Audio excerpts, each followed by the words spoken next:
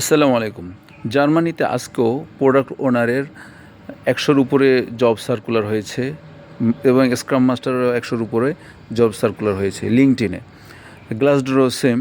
তো আপনারা জার্মানিতে যারা বসবাস করছেন, যাদের জার্মান ল্যাঙ্গুয়েজ B1, B2 লেভেলে আছে, অলরেডি আপনারা জার্মানিতে বহুদিন ধরে আছেন, তারা বিভিন্ন পেশায় কাজ করছেন, লাইক আপনার ড্রাইভার অথবা ফুড ডেলিভারি, কিন্তু আপনার ব্যাচেলর ডিগ্রি আছে। মিনিমাম ব্যাচেলর ডিগ্রি এনি ফিল্ডে, যে কোনো ফিল্ডে যদি আপনার ব্যাচেলর ডিগ্রি থাকে, তাহলে এই রোলে আপনি আবেদন করতে পারেন।